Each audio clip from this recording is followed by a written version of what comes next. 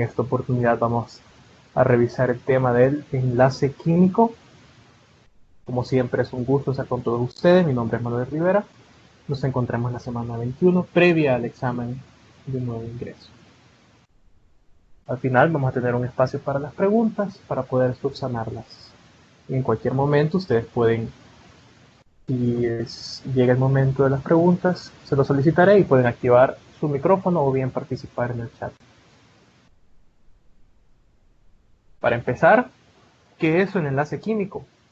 Se le llama enlace químico a las fuerzas de unión entre los átomos que forman un compuesto. Como todos sabemos, todo lo que nos rodea está formado por compuestos. Es un compuesto químico. Todo lo que forma nuestros implementos en nuestras oficinas, en nuestros lugares de trabajo, está formado por compuestos. Vamos a ver más adelante. Y eso nosotros lo vemos a manera macroscópica, con nuestros ojos.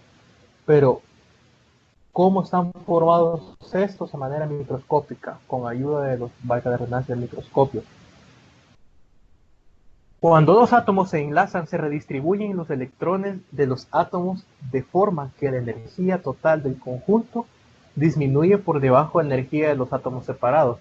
Es decir, que es más fácil que un compuesto reaccione a que lo haga un elemento puro. Es decir, que es más fácil que reaccione el cloruro de sodio a que reaccione el cloro y el sodio por separado, ¿verdad? Al aproximarse dos átomos, sus electrones se redistribuyen de acuerdo con la presencia de dos núcleos cargados positivamente. Sabemos por qué están cargados positivamente los núcleos, ¿verdad? Porque dentro de los núcleos de los átomos se encuentran los protones y los neutrones. Vamos a hacer un pequeño recordatorio, ya que pasamos por ese punto. Vamos a recordar que los electrones son los que andan rondando en las órbitas del átomo, ¿verdad? Son los que se pueden desprender, son los que hacen que son los que permiten que un átomo, que un elemento se pueda unir a otro. Son los encargados de hacer todo este tipo de transferencias, ¿no? Los neutrones y los protones pues están tranquilos en el núcleo. Como les comentaba, presencia de dos núcleos cargados positivamente. Los tres casos extremos de redistribución de electrones corresponden con los modelos del enlace iónico, covalente y metálico. Aquí hay una palabra que es la clave en todo esto. Los tres casos extremos. Entonces la primera pregunta que se puede venir a su mente es, entonces hay más tipos de enlaces. Es correcto. Hay enlaces, por llamarles así, intermedios o como una mezcla. No es tanto iónico ni es tanto covalente, pero sí es un poco de ambos. Pero cuando a ustedes les pregunten cuáles son los tipos de enlace, automáticamente van a venir a su memoria los casos extremos: iónico, covalente y metálico. ¿Ok? Vamos a empezar con el primero. El enlace covalente. Cuando entre dos átomos que se unen comparten uno o más pares de electrones. Pueden observar esa imagen y pueden decir lo que les resulta interesante o lo que les llama la atención. ¿Cómo están distribuidos? Vemos que a todos les pertenece 4 átomos. 4 electrones, perdón. 4 electrones. Pero ahí están compartiendo. Por ejemplo, el segundo átomo tiene 4 electrones propios. Pero ¿cuántos está compartiendo?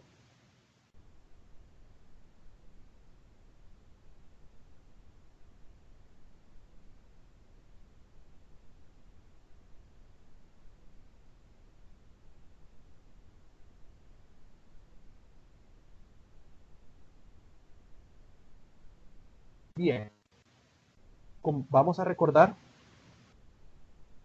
otro conocimiento adquirido en videoconferencias anteriores, que era la regla de los octetos.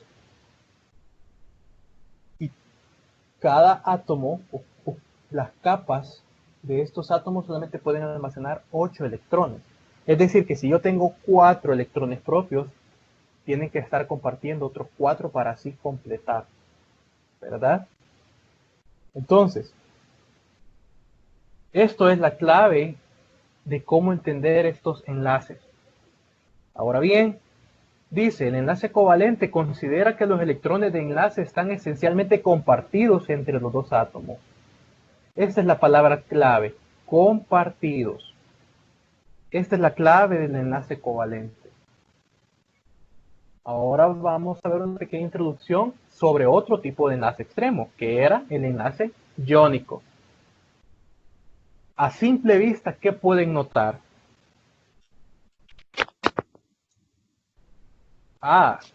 Que el cloro está en su estado anión y el sodio está como un catión. ¿Y qué eran estos? Iones, ¿verdad?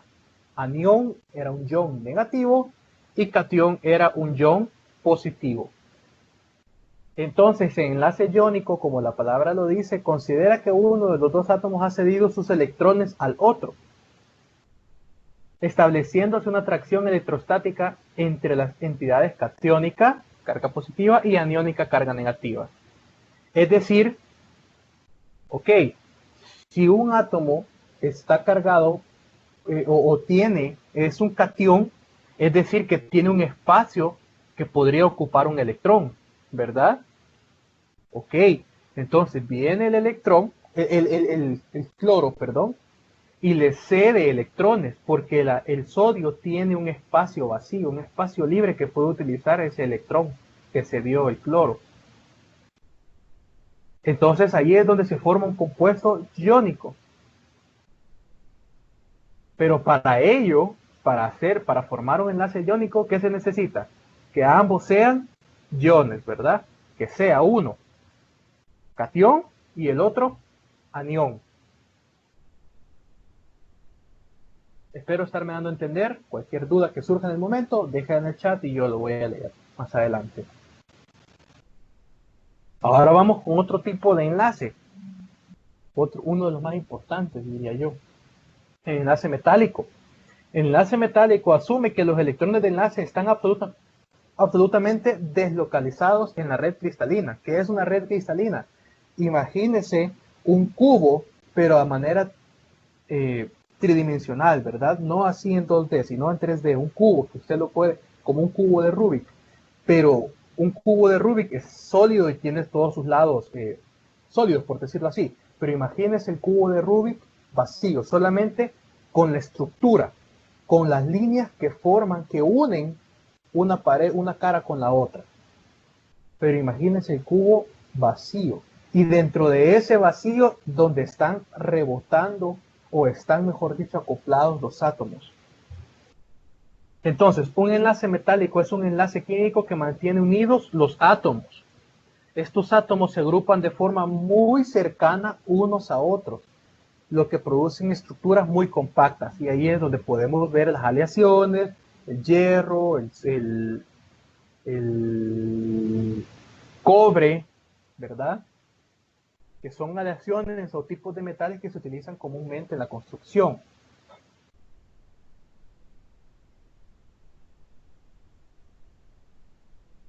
Ahora bien, vamos a entrarnos un poco más en el tema del enlace covalente y lo vamos a hacer un estudio microscópico, su estructura molecular.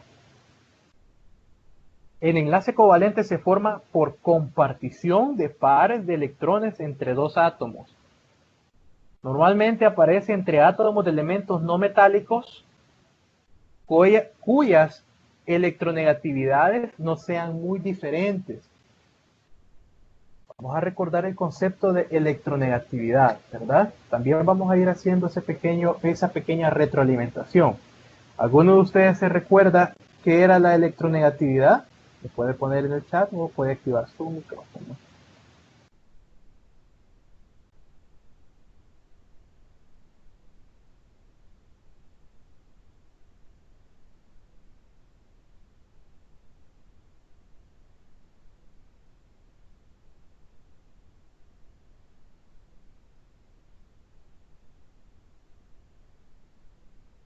Bien, la electronegatividad es una propiedad periódica, es decir, que la podemos observar todos en nuestras tablas periódicas, ¿verdad?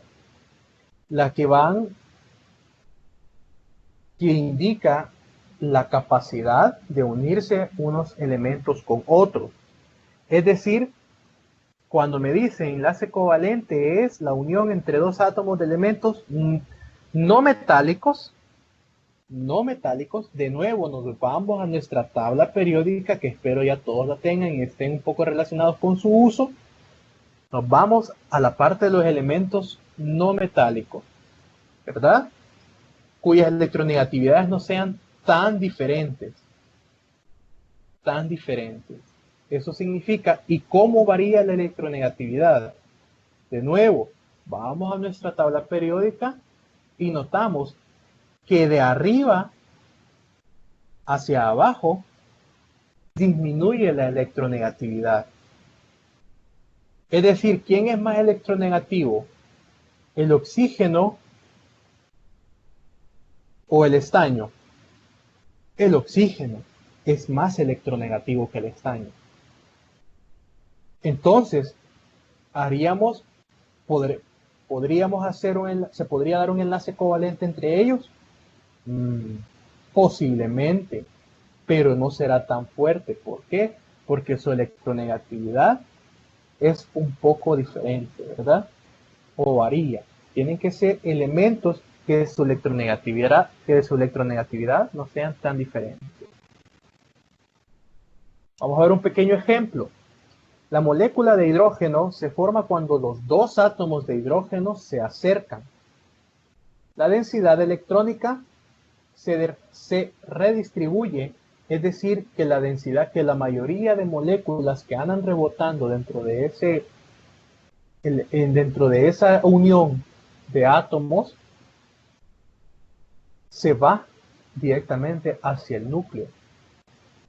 ¿Por qué? Existe una interacción electrostática entre el electrón y el núcleo. La densidad electrónica aumenta en la región internuclear, ¿verdad? Compartiendo un par de electrones a que cada átomo aporta uno.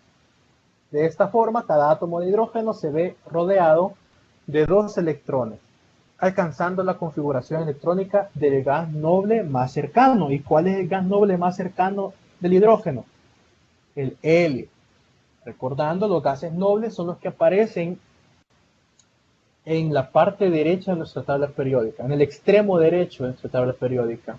Helio, He, neón, Ne, argón, Ar, criptón, Kr, xenón, Xe, radón, Rn. Esas son nuestras claves o nuestros puntos de partida para realizar las configuraciones electrónicas, ¿verdad? Recordando también ese pequeño concepto. Vamos a tratar de ir haciendo un pequeño retroalimentación de todo lo que hemos visto. Ok. Ahora bien, la compartición de electrones solo puede ser equitativa en moléculas homonucleares. Es decir, aquellas que son, cuando yo les menciono compuestos, es que estoy trabajando con oxígeno molecular, ok, 2 moléculas de oxígeno. Es que estoy trabajando con hidrógeno molecular, con flúor molecular. Homonucleares, es decir, que tienen como subíndice el número 2. Es decir, que estamos hablando de 2 moléculas del mismo elemento, ¿verdad? A diferencia de heteronucleares, es decir, que los electrones se distribuyen de forma asimétrica y tenemos un enlace covalente polar. Tenemos un nuevo concepto ahora, covalente polar. Y esto es uno de los más importantes dentro de nuestra naturaleza. Sin las sustancias polares y no polares, no podríamos vivir. Esto es una de las partes, de las bases de nuestra existencia. Bien, ya que nos da el recurso llamado agua. Ahora bien, la polaridad del enlace aumenta con la diferencia de electronegatividad. Volvemos al concepto de electronegatividad.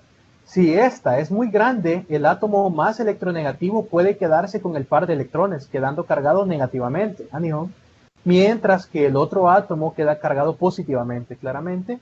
Entonces se habla de un enlace iónico. ¿Por qué? Porque estamos hablando que tienen diferencias muy grandes de electronegatividad, ¿verdad? Nos salimos de lo covalente y caemos en lo iónico. Espero que haya quedado clara esa diferencia entre una y otra cosa. Llegamos a la teoría de Lewis, del enlace covalente. Lewis, que vivió entre los años 1875 y 1946, premio Nobel por su trabajo, en el enlace químico solo intervienen los electrones de las capas externas, como les mencionaba, las capas de valencia, ¿verdad? El enlace covalente se forma por compartición de pares de electrones. De nuevo volvemos a tener esta palabra, compartición. El número de pares compartidos define el orden o multiplicidad del enlace. No sé si alguna vez han escuchado que alguien dice, es que es de enlace doble, es que es de enlace triple. ¿Qué significará eso? Y esos enlaces ustedes los pueden ver simplemente aquí. En la figura pueden observar que simplemente hay dos enlaces. La barrita azul de arriba y la barrita azul de abajo, para ponerlo en términos simples. Ok, es doble enlace. Es más fuerte que un enlace sencillo, obviamente. Y un enlace triple es más fuerte todavía. Y esto lo podemos notar también en los enlaces metálicos. Es decir, que el metal va a ser más fuerte cuando sea de doble o de triple enlace que un enlace sencillo, ¿verdad? Bien. Los electrones se comparten de forma que los átomos adquieran configuraciones electrónicas particularmente estables, normalmente la del gas noble. Volvemos a los dos conceptos clave. Configuraciones electrónicas en nuestra piedra de partida, en nuestro punto de partida, gas noble. Y caemos en la regla del octeto. Los átomos se unen entre sí compartiendo pares de electrones. En un intento de adquirir una capa electrónica exterior de 8 electrones, similar de nuevo a la de los gases nobles. Ahora bien, ¿cuántos electrones tiene estos átomos de oxígeno? Tiene 2 arriba, 2 abajo, lo vamos a decir gráficamente para que ponerlo en términos simples. 2 arriba, 2 abajo, y tiene 4 compartiendo con el carbono, es decir, que llega a formar el octeto, ¿verdad?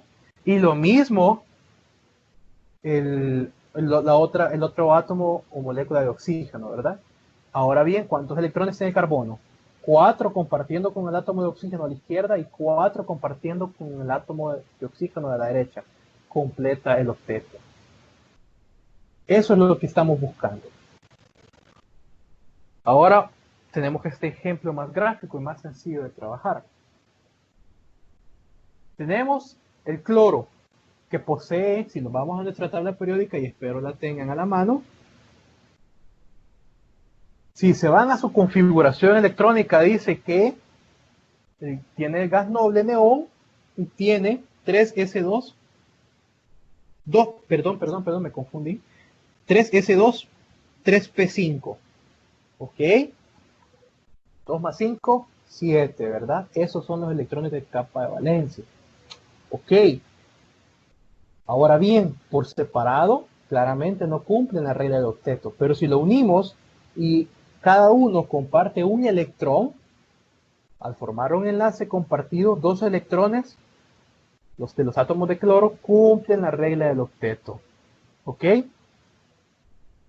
Llegando a ser más estable el átomo o elemento.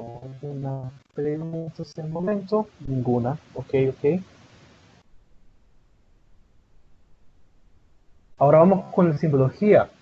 Así como las reacciones tienen su descripción gráfica, que son las ecuaciones químicas, también estas configuraciones de los átomos, de los electrones, tienen su descripción gráfica, que es la simbología de Lewis. Se utiliza el símbolo del átomo rodeado de puntos. Es una de las más sencillas dentro de las simbologías. Los puntos representan los electrones de valencia. Se pueden diferenciar los electrones provenientes de uno u otro átomo utilizando puntos y otros símbolos. Un par de electrones se puede representar por una raya.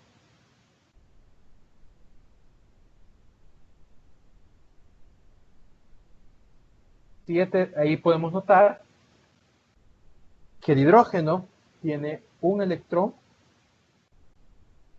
solamente tiene un electrón, por ende es en la capa de valencia, es decir que puede ceder un electrón, y el cloro tiene 7 electrones, es decir que le hace falta un electrón para completar el octeto, y al hidrógeno le hace falta 7 para completar el octeto.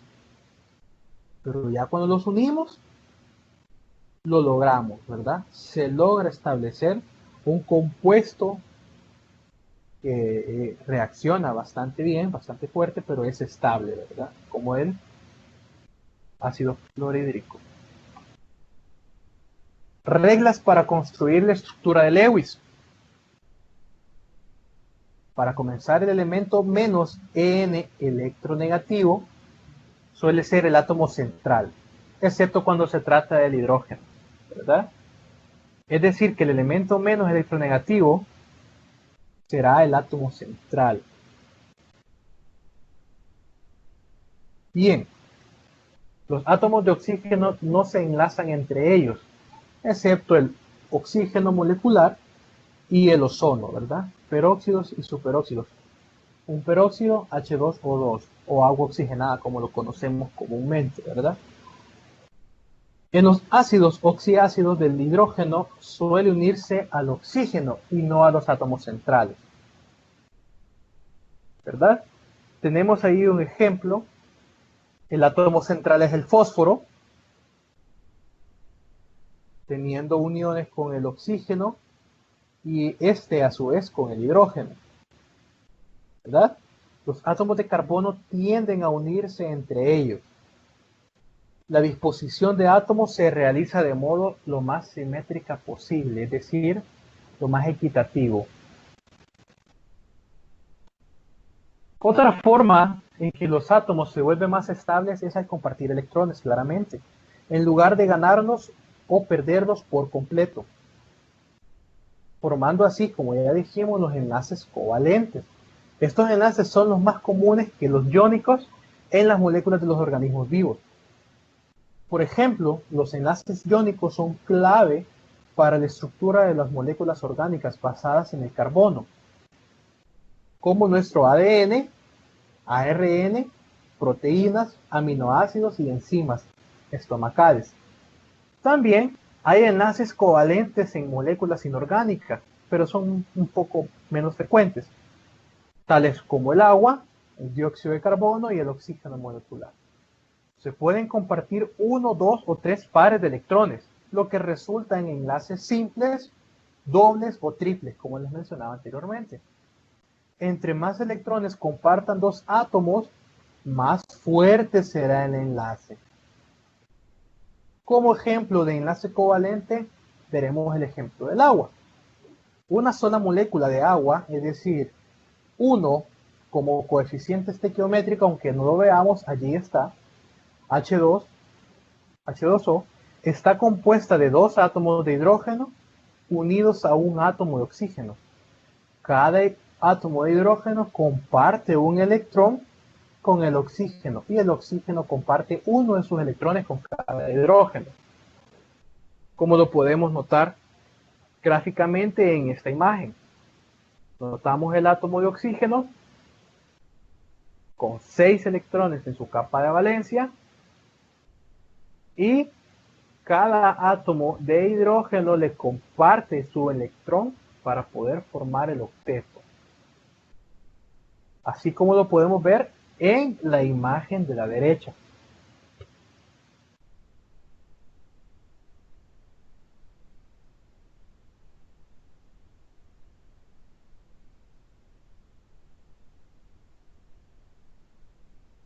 Los electrones compartidos dividen su tiempo entre las capas de valencia de los átomos de hidrógeno y oxígeno. y le dan a cada átomo algo que se parece a una capa de valencia completa, es decir, 2 electrones para el hidrógeno y 8 para el oxígeno.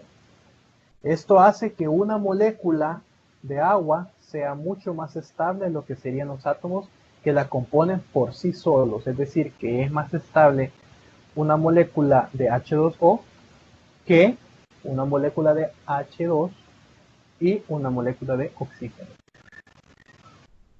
Vamos a lo que les comentaba anteriormente, los enlaces covalentes polares y no polares. Veremos primeramente el caso del enlace polar. Los electrones se comparten de forma no equitativa entre los átomos y pasan más tiempo cerca de un átomo que del otro, es decir, que tienen preferencia. Debido a la distribución desigual de electrones entre los átomos de diferentes elementos, aparecen cargas ligeramente positivas y otras ligeramente negativas en distintas partes de la molécula, es decir, que es poco estable. Lo vamos a simplificar en palabras lo más sencillas posible, es decir, que es poco estable. En una molécula de agua, como la que podemos notar aquí, el enlace que une el oxígeno con cada hidrógeno es un enlace polar. El oxígeno es un átomo mucho más electronegativo que el hidrógeno, por lo que el oxígeno del agua tiene una carga parcialmente negativa, mientras que los hidrógenos llevan cargas parcialmente positivas. Ahora bien, en general la electronegatividad relativa de los dos átomos en un enlace, es decir, tiene una tendencia a acaparar los electrones compartidos, es decir, que se pelean por cada electrón, ¿verdad? Esto determinará si el enlace es polar o no polar. Siempre que un elemento sea significativamente más electronegativo que otro, el enlace entre ellos será polar. Como podemos notar, el H2O en nuestra tabla periódica, en el extremo izquierdo tenemos el hidrógeno y en nuestra parte derecha de la tabla periódica tenemos el oxígeno, es decir, que tienen electronegatividades bastante diferentes. Es decir, por ello que es un enlace covalente polar. Ahora vamos con los enlaces covalentes no polares. Los enlaces covalentes no polares se forman entre dos átomos del mismo elemento o entre átomos de diferentes elementos que comparten electrones de manera más o menos equitativa. Es decir, este es un poco más equitativo, ¿verdad? En cambio, los polares no era equitativo. Ahora bien, vemos un ejemplo, el oxígeno molecular, tenemos dos moléculas de oxígeno, no es polar porque los electrones se comparten equitativamente entre los dos átomos de oxígeno. Es decir, que hay una repartición equitativa, pero cuando no hay una repartición equitativa es cuando tenemos un enlace covalente polar. Otro ejemplo, el cual nos simplifica la vida y nos ayuda a poderla llevar tal como sabemos, es el metano. El carbono tiene 4 electrones en su capa exterior y requiere 4 más para volverse un octeto estable. Los consigue al compartir electrones con 4 átomos de hidrógeno, cada uno de los cuales les provee un electrón, obviamente, el único que tiene en su capa. Del mismo modo, los átomos de hidrógeno necesitan un electrón adicional, cada uno para llenar su capa más externa, es decir, ¿qué capacidad tiene el hidrógeno? Me lo indicas en el gas noble más cercano, que es el helio. ¿Qué capacidad tiene el helio? 2. Ok, entonces la capacidad que tiene el hidrógeno es de almacenar 2 electrones en su capa. Ahora bien, aunque el carbono y el hidrógeno no tienen exactamente la misma electronegatividad, son bastante similares. Así que los enlaces carbono-hidrógeno se consideran enlaces covalentes no polares. Podemos ver esta imagen a manera de resumen o retroalimentación de los ejemplos, ¿verdad? Agua, tenemos que es un componente polar y el metano es un componente no polar. ¿A qué se refiere con formas moleculares? La forma que estos tienen. Algunas formas son centradas en la cara, centradas cúbicas, hexagonales, centradas en el cuerpo, etc. Es decir, la forma en que se observan en los microscopios, ¿verdad? Podemos notar también que los componentes polares y no polares también se distinguen a manera microscópica de su forma, ¿verdad? Vamos al otro punto, al otro tipo de enlace extremo, el enlace iónico. Los átomos de casi todos los elementos pueden ganar o perder electrones para dar especies cargadas denominadas iones. Los compuestos formados por iones se conocen como compuestos iónicos. Los metales tienden a perder electrones. Esto es con el concepto clave. Los metales tienden a perder electrones. Ellos son los que ceden electrones para formar iones cargados positivamente llamados cationes. Y los no metales tienden a ganar electrones para formar iones con carga negativa denominados aniones. Es decir, que si ustedes separan ahorita en su mente, tenemos en nuestra mano izquierda un metal y en nuestra mano derecha un no metal, y los unen, el metal va a pasar a ser cation y el no metal va a pasar a ser anión, y forman un compuesto iónico. ¿Ok? ¿Alguna duda? Lo pueden ir escribiendo en el chat y yo ya lo voy a revisar. Por el momento todo bien. Eso es lo que les comentaba anteriormente. Si se imaginaba un cubo de Rubik, pero teniendo sus caras vacías, solamente unido por su estructura, ¿verdad? Y es así como poco a poco se van formando o se van acoplando los diferentes átomos. Obviamente tenemos átomos de sodio y átomos de cloro. Sodio de color púrpura y cloro de color verde, ¿verdad? Y lo podemos ir notando que se van acoplando poco a poco hasta que llegan a un estado estable. Los compuestos iónicos claramente están formados por un elemento electropositivo y otro electronegativo, es decir, que estos elementos ya son elementos con diferentes electronegatividades. Ahora ya no importa si son cercanos o lejanos. Ahora simplemente es un elemento electropositivo, es decir, de la izquierda de la tabla periódica, y un electronegativo a la derecha de la tabla periódica, o electronegativo de la parte superior de la tabla periódica y electropositivo de la parte inferior de la tabla periódica. Los átomos o iones se disponen formando redes cristalinas como estas. Son solubles en agua. Esto es bien interesante y bien importante si les permiten o si les preguntan las características de los compuestos iónicos. Ok. Son formados por elementos electropositivos y electronegativos. Son solubles en agua. Sus puntos de fusión son elevados. Son buenos conductores eléctricos cuando están disueltos o fundidos, y son frágiles. Es decir, que es fácil cortarlos, ¿verdad? O dividirlos. Ojo, dividir compuestos, no átomos, ¿verdad? Los átomos son indivisibles. Los iones y los enlaces iónicos. Algunos átomos se vuelven más estables al ganar o perder un electrón, como les comentaba anteriormente, que era más estable el agua como compuesto que el hidrógeno y el oxígeno por un lado. Ahora bien, el ganar o perder electrones le puede dar a un átomo una capa electrónica externa llena y hacer que sea enérgicamente más estable. Cuando el hidrógeno se encuentra solo, solamente tiene un electrón en su capa de valencia, pero cuando se une al oxígeno formando agua, logra tener 2 electrones en su capa de valencia. Es decir, que tiene su capa de valencia llena y esto le permite ser más estable. ¿Cómo se forman esos iones? Se preguntarán ustedes. Los iones pueden ser de 2 tipos, cationes y aniones. Cationes cuando son iones positivos y aniones cuando son iones negativos, ¿verdad? Cuando un átomo pierde un electrón y otro átomo gana un electrón, el proceso se conoce como transferencia de electrones. Los átomos de sodio y de cloro son un buen ejemplo de transferencia de electrones. Sodio con una carga positiva y el cloro con una carga negativa. El sodio solo tiene un electrón en su capa electrónica externa, como lo pueden notar en la tabla periódica.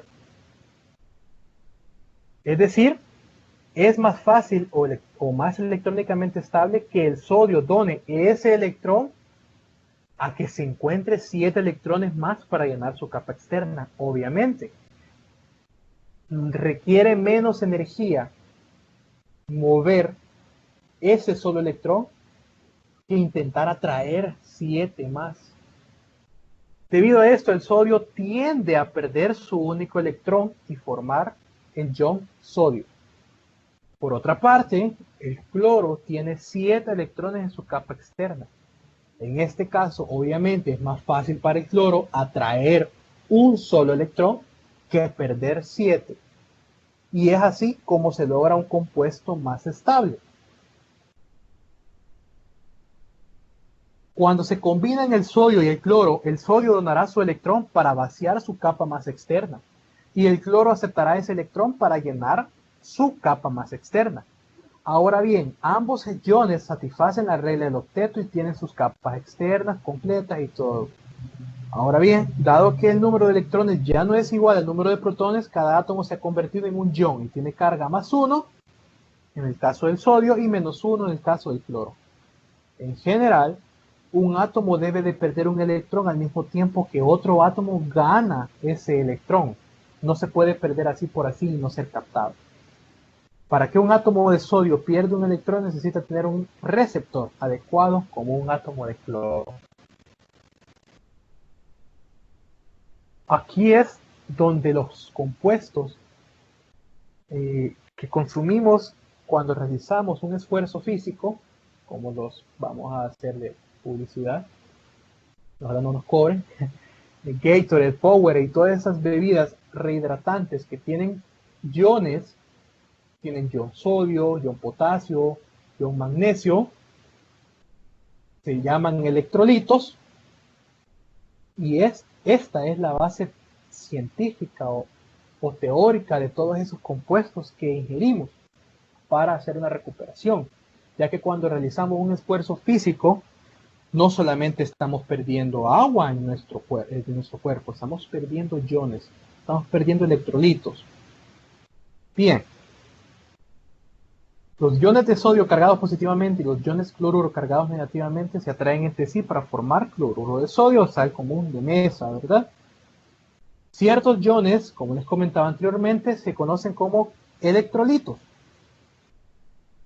Hay una bebida incluso que se llama electrolito. Sodio, potasio y calcio. Estos iones son necesarios para la conducción de impulsos nerviosos, la contracción muscular y el equilibrio del agua. Muchas bebidas deportivas y suplementos dietéticos proporcionan iones para reponer aquellos que se pierden durante el ejercicio por la sudoración. Ahora vamos de nuevo con el enlace metálico. El enlace metálico formado entre átomos electropositivos, ya no estamos hablando de elementos que son uno electropositivo y el otro electronegativo. Ahora estamos hablando de que ambos son electropositivos, dando lugar normalmente a sólidos cristalinos a temperatura ambiente. Es decir, de que estos compuestos formados con enlaces unidos, por medio de enlaces metálicos son sólidos a temperatura ambiente. Estoy seguro que más de alguno de ustedes tiene alguno de ellos en su mesa o su escritorio. Características. Los átomos se disponen formando redes cristalinas. El número de electrones es insuficiente para formar enlaces con todos los átomos vecinos. Es decir, que aquí ya no hay lo que veíamos anteriormente, que habían preferencias, ahora hay selectividad.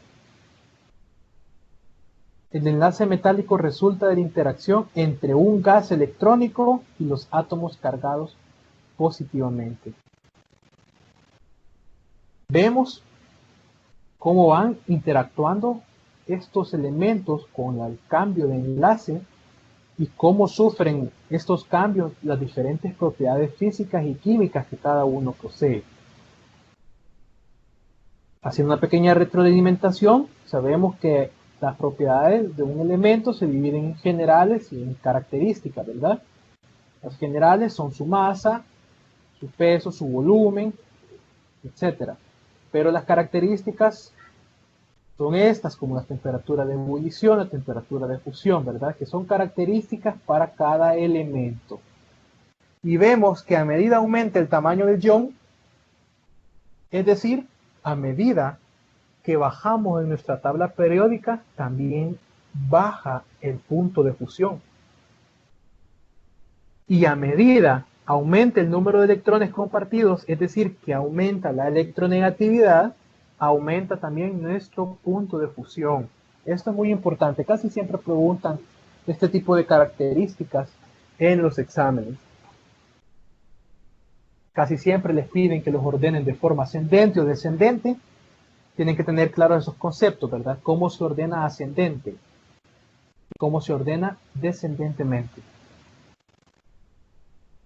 Vamos a ver más propiedades de los metales. Conductividad eléctrica. La conductividad eléctrica de los metales aumenta al disminuir la temperatura. Ojo, al bajar la temperatura, vamos a estudiar esto de manera microscópica. Las vibraciones de los cationes que forman la red cristalina son de menor amplitud. Es decir, que la estructura se deforma menos e interfiere menos con el movimiento de electrones. Por eso, a medida que disminuye la temperatura, la conductividad eléctrica es mejor. Y ahí es donde vienen los fenómenos de cortocircuitos, ¿verdad? O un recalentamiento en el sistema. Eso lo escuchamos normalmente en la industria. Es que existe un recalentamiento. Por eso es, aparte de que la temperatura va aumentando y que puede llegar a los puntos de fusión de estos metales, es decir, que deja de ser sólido y empieza a transformarse en un líquido, ¿verdad?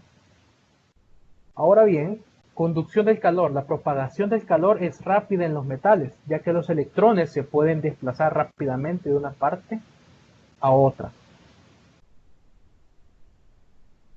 Los metales son dúctiles y maleables. Es decir, que los átomos del metal pueden desplazarse sin necesidad de romper los enlaces. Ustedes pueden doblar un enlace, ustedes pueden doblar un metal sin romper los enlaces. Estos metales tienen un aspecto brillante, los metales reflejan la luz, ya que los electrones no necesitan absorber radiación visible para excitarse y desplazarse en el interior del metal. Ahora vamos con los tipos de enlace intermedios que les mencionaba al principio. Ya vimos los casos extremos como son el enlace iónico, metálico y covalente. Ahora vamos a ver los intermedios, que también tienen su importancia dentro de la naturaleza y dentro del estudio. Bien, los enlaces de hidrógeno y fuerzas de dispersión de London. Tanto el enlace covalente como el enlace iónico se consideran enlaces fuertes. Sin embargo, también se pueden formar otros tipos de enlaces más temporales entre átomos o moléculas. Dos tipos de enlaces débiles que se ven con frecuencia en la biología son los enlaces de hidrógeno y las fuerzas de dispersión de London. Bien, ¿dónde vemos esto? Los enlaces de hidrógeno proporcionan muchas de las propiedades del agua que sostienen la vida y estabilizan las estructuras de las proteínas y el ADN, ambos ingredientes claves en las células. Es decir, ¿dónde se presentan estos enlaces intermedios? Cuando se están formando los compuestos, cuando están en un punto de unión o de separación. Ahí es donde podemos notar estos enlaces más fuertes, menos fuertes, es decir, los enlaces más débiles. Fuerza de dispersión de London. Como los enlaces de hidrógeno, la fuerza de dispersión de London son atracciones débiles entre las moléculas. Sin embargo, a diferencia de los enlaces de hidrógeno, pueden ocurrir entre átomos o moléculas de cualquier tipo y depende de desequilibrios temporales en la distribución de electrones. ¿Cómo funciona esto? Se preguntarán ustedes. Puesto que los electrones están en constante movimiento, habrá momentos en los cuales los electrones en un átomo o molécula estén agrupados juntos, lo que crea una carga parcialmente negativa en una parte de la molécula y otra carga parcialmente positiva en otra parte de la molécula. Si una molécula con este tipo de desequilibrio de cargas está muy cerca de otra molécula, puede causar una redistribución de cargas similares en la segunda molécula. Y las cargas positivas y negativas temporales de las dos moléculas se atraerán entre sí. Ahora bien, los enlaces de hidrógeno y las fuerzas de dispersión de London son ejemplos de fuerzas de Van der Waals, porque estoy seguro que ya lo habrán escuchado en algún momento. Un término bastante general para las interacciones intermoleculares que no implican enlaces covalentes ni enlace iónico. Ahora bien, la importancia de esto en la vida cotidiana. ¿Cómo funciona esto en una célula?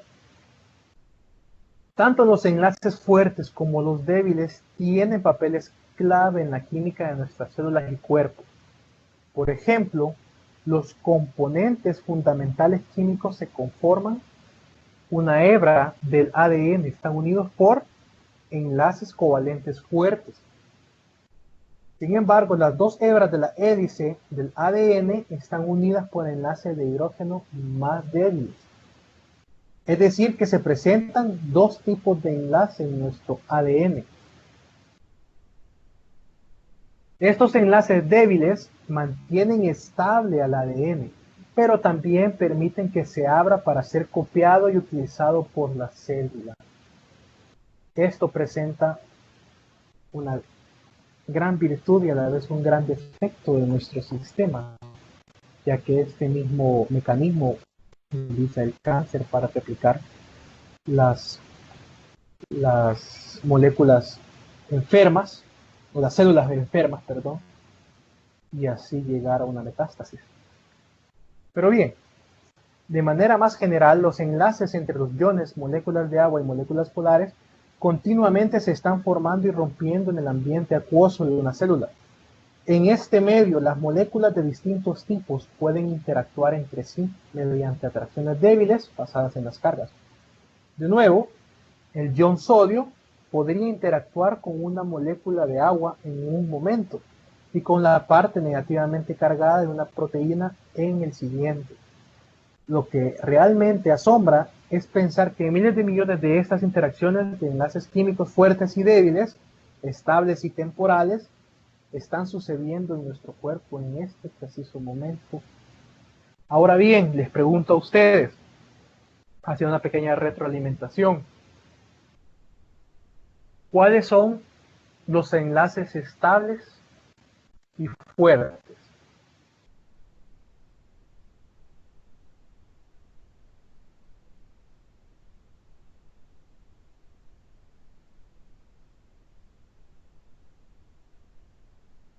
Dice el compañero Abel, los cationes se forman cuando un átomo dona electrones y se convierte en positivo.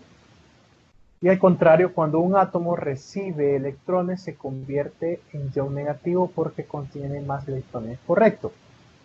Ese es el funcionamiento básico del compartimiento de los electrones. Bien, estos electrones, les preguntaba que cuáles eran los enlaces fuertes y estables, y estos son el enlace covalente, iónico y metálico. ¿Y cuáles son los enlaces débiles y temporales? Los puentes de hidrógeno y las fuerzas de London, en otras palabras, el enlace de Van der Waals. Llegamos a la parte de las preguntas. Los tipos de enlace que pueden darse entre dos átomos pueden ser literal A, iónico y covalente, literal B, iónico, covalente y metálico, literal C, iónico, covalente y metálico y por fuerzas de Van der Waals, literal D, iónico, covalente y metálico por fuerzas de Van der Waals y por puentes de hidrógeno. Los escucho y veo sus respuestas en el chat.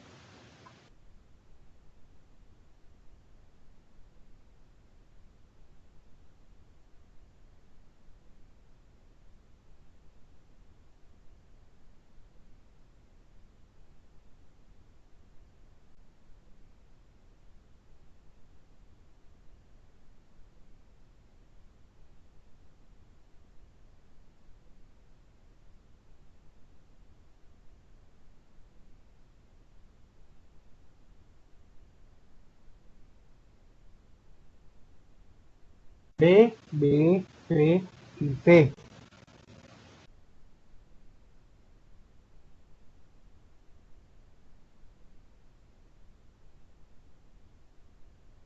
Correcto.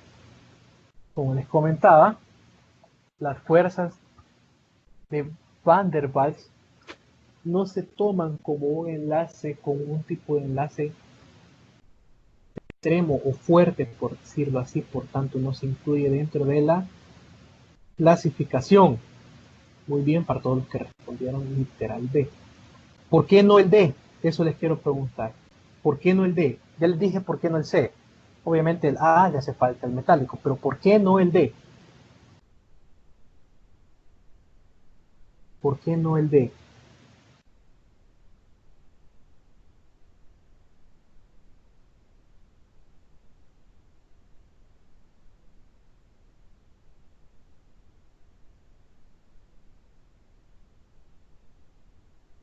¿Por qué no el D?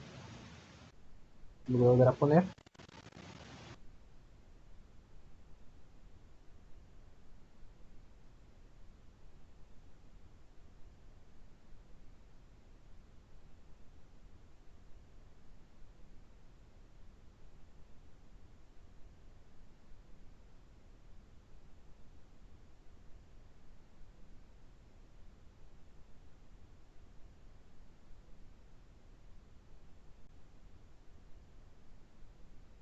Sí, la B no, ajá, correcto, la B porque tiene eh, las, la B porque tiene una cosa extra. Ajá, sí, estamos de acuerdo que es literal B, pero ¿por qué no la D? Se lo voy a responder. Porque ahí dice por fuerzas de Van der Waals y por fuentes de hidrógeno. Pero cuando decimos fuerzas de Van der Waals, ahí estamos incluyendo los iones por fuentes de hidrógeno y la fuerza de tracción de London, ¿verdad? Es decir, que en donde están donde diga fuerzas de Van der Waals, ya incluimos los puentes de hidrógeno. Bien, segunda pregunta. Para que se pueda formar un enlace es necesario que, literal A, tenga lugar una disminución de la energía del sistema, literal B, se produzca una hibridación de orbitales, literal C, se produzca una transferencia de electrones entre los átomos que van a enlazarse, o literal D, se produzca un solapamiento de orbitales.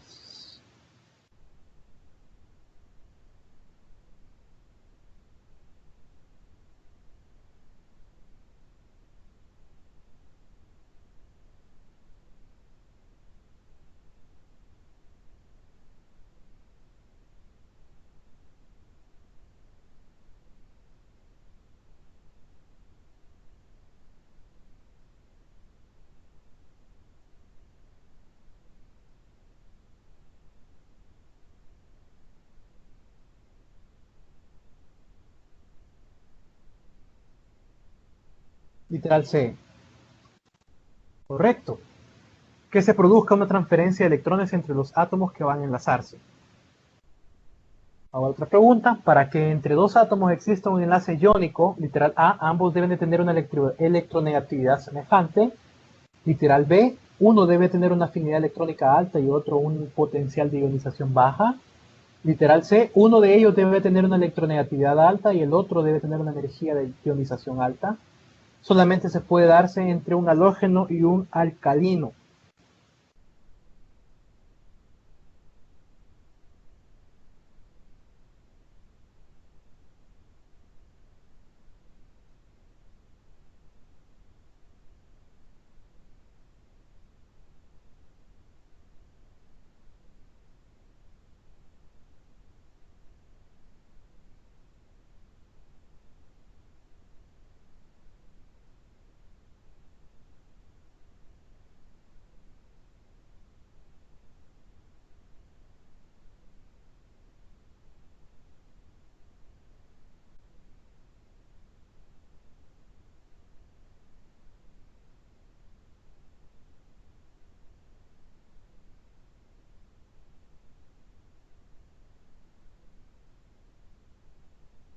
A ver, dicen por ahí. Uno debe tener una afinidad electrónica alta y otro un potencial de ionización baja.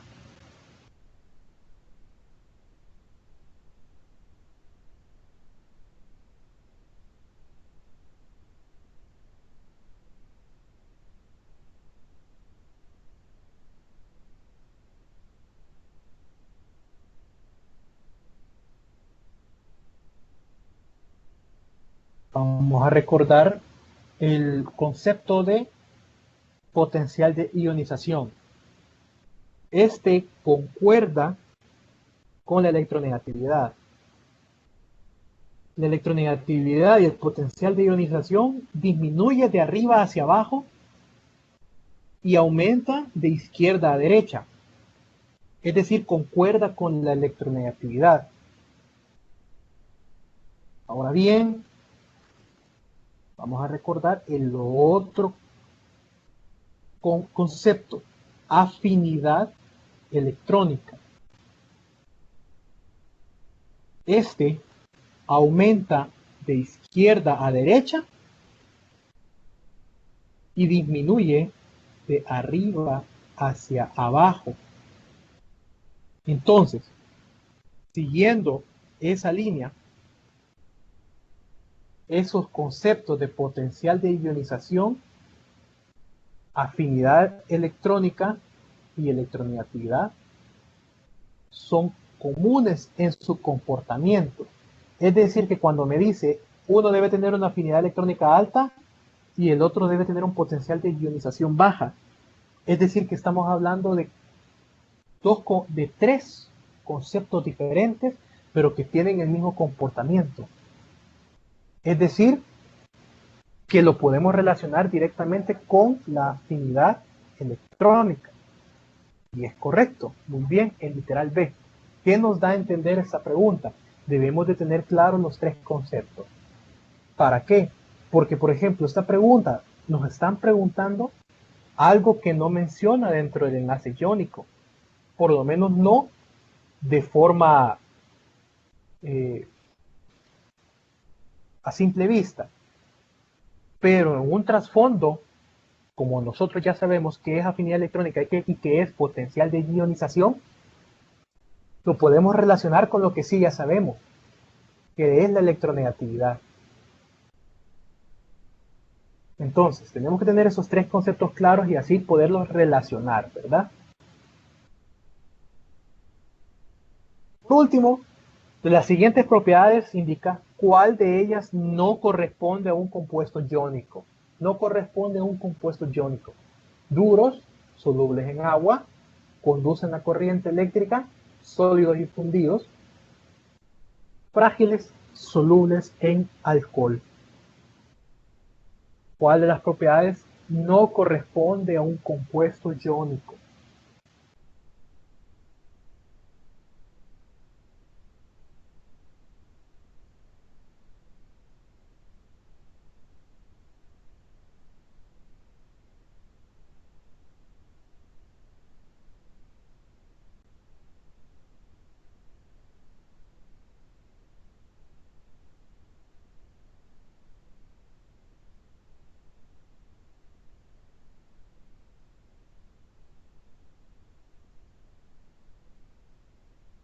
Vamos a ver.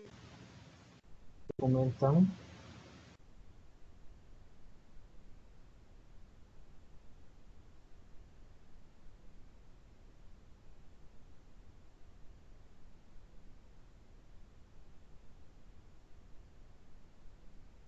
A ver, a poner otra vez la pregunta.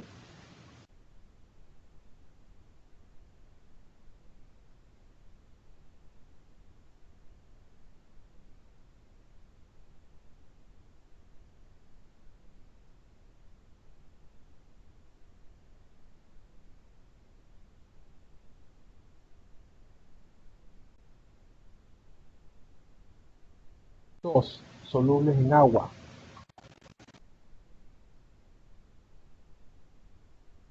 ¿Quién da más? ¿Quién da más? ¿Quién da menos?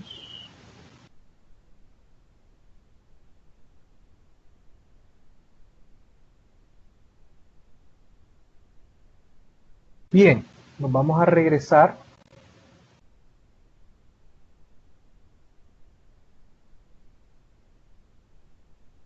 a los compuestos iónicos. Dice, son solubles en agua, puntos de fusión elevados, conducen la corriente eléctrica y son frágiles. Son frágiles. Es decir, que la respuesta correcta era el literal A. Son propiedades que no corresponden a un compuesto iónico, son duros. Es mentira, son frágiles. ¿Ok? Sin más, agradecido por su presencia, por su participación. Quedo pendiente de alguna duda que tengan en este momento.